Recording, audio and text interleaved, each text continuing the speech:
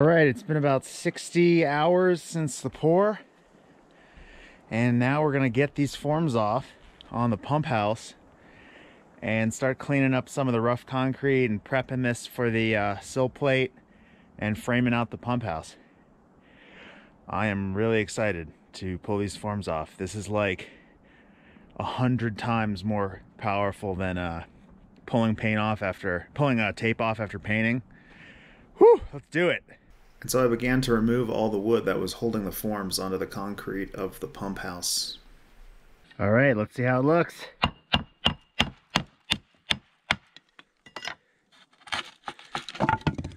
Oh yeah. Still a little moist. A little bit of things to patch, but I'm pretty happy with it. Removing these forms was pretty straightforward, except for the inner panels, which just required a little bit of persuasion to get off. We got the forms off, and I am loving how clean this looks. Got a little bit of grinding to do in the corners and the edge around the pipes and the bolts at the top. And then this area in the front here, I'm actually thinking about framing out a little stoop that'll be basically in line with the deck line to backfill some of this area in the form under the deck.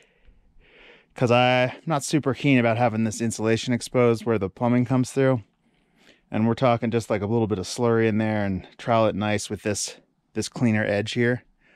I built a simple wood form and attached it to the deck in the front of the pump house. And there's a little lip on that piece of wood that hangs down to protect the deck. And I filled it up with a watery mixture so it would go into all the nooks and crannies of pea gravel. And the next day pulled it off. Right here I'm using a chisel attached to a hammer drill to pull out that last little bit of form before grinding all the rough surfaces around the bolts and making sure they're nice and level for the sill plate. Getting started on framing up the walls for the pump house today. No, it's a nice 14 degrees. Oh great, 12 degrees.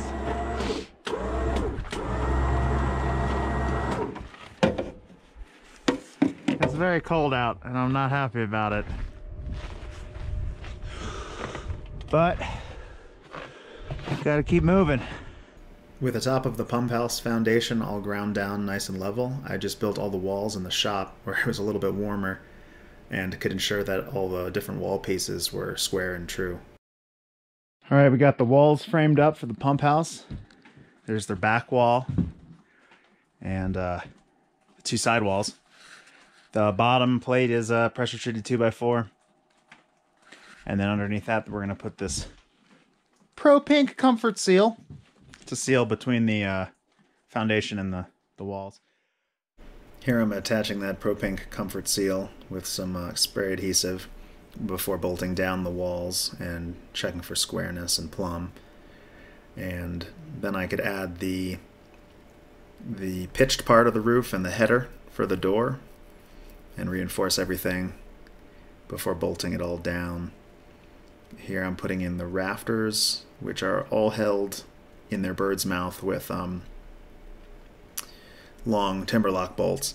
And there was a slight flex in that header, so I had just put a come along and kind of stretched it, pulled it into place before I bolted everything down. Here are the fly rafters, or fly rafter ladder, and those stick out to give an overhang over the side of the pump house. And next I could put on the upper subfascia and the side Eave boards. I'm not sure what those are called. Now I'm sheathing. So the exterior sheathing is just 1/2 inch or 7/16 OSB. Nothing crazy.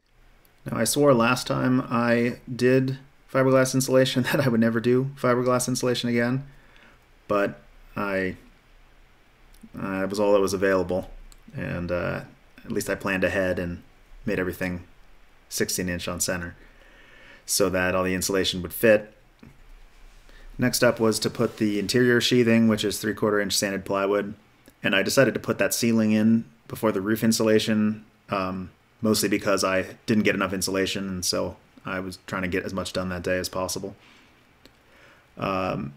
This stage, I was test fitting all the pieces of sheathing before scribing them so that they met really cleanly. I wanted to have the inside of this pump house be completely sealed from the elements, and would caulk the corners and paint it all white so it looks really nice, and a uniform surface, so all that you have to really look at is all the equipment inside.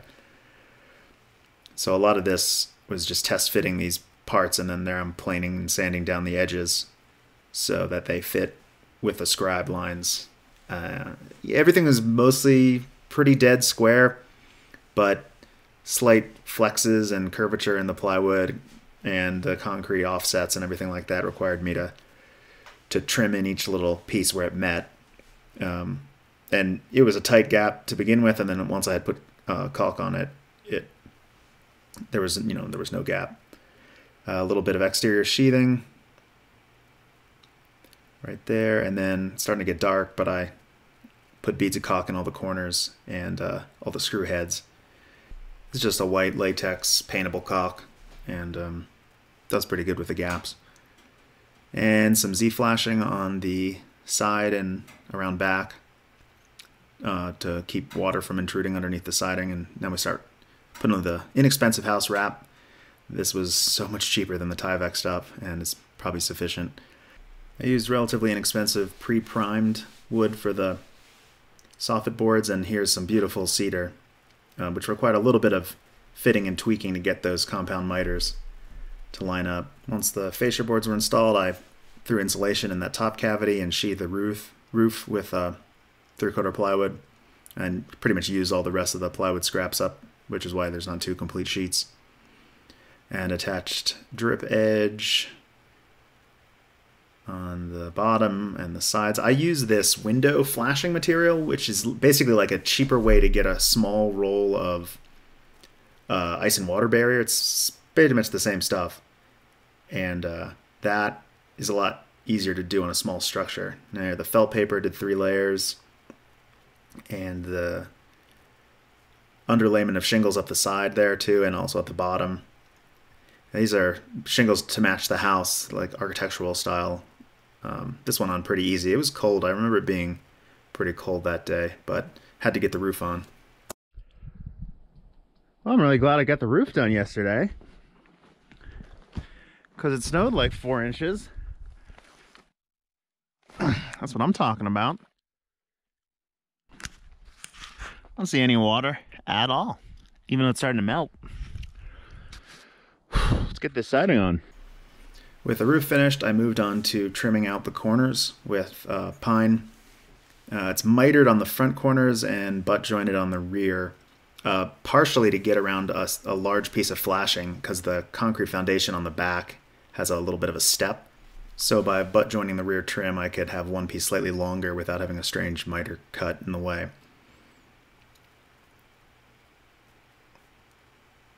I think it was at this point that I realized that I needed a slightly wider board for the front 2 side pieces of trim, because the walls are not big enough to have 2 separate pieces of trim, one around the door, one on the corners. So I did as much as I could before running back to the store and exchanging it for the piece of wood I'm installing right there on the corners. Got this gorgeous cedar siding, and this pump house is going to look real nice and match the siding on the existing house. This was really satisfying to finally cover up that house wrap with this really nice cedar siding. I used a nail gun for the overlapped parts, and it was a little tricky getting the angled sections to fit just right. And once all the siding had been attached, I used siding nails and marked consistent lines so that all the face nails would be in the same orientation. And here I'm caulking all the seams and patching any nail holes and really just getting it ready for paint. All right, now starting on the doors, I would have preferred to use whole pieces of plywood, but because I didn't want to buy a whole bunch of plywood for these doors, I just used the scraps and reinforced it with the wood rails and stiles screwed from the back and face nailed on the front. And then I built these little frames on the back that would hold the sliding vent covers. There I'm installing the vent covers and sanding all the patch, test fitting the doors, and temporarily screwing the hinges in place so that once they were painted and everything, I wouldn't have to be knocking them around. And here I'm putting the vents on and painting the first coat of tan in the field area and masking it, and painting the rails and stiles the trim red. Now I can paint the pump house itself, nice trim, nice red color on the soffits and fascia, and then the tan all around the siding and everything. I'm going to paint that concrete the same tan once the concrete has cured a little more. I just didn't want to risk the paint bubbling off. Alright, now I did a dry lock first coat to seal out any moisture, and then a nice white exterior grade gloss. Here's the doors installed and the hardware, and putting the vents in, touching up the trim, and painting the insides of the doors. Why, hello there. Looks like we got the pump house all done. And it's looking pretty good. Looks just like the house.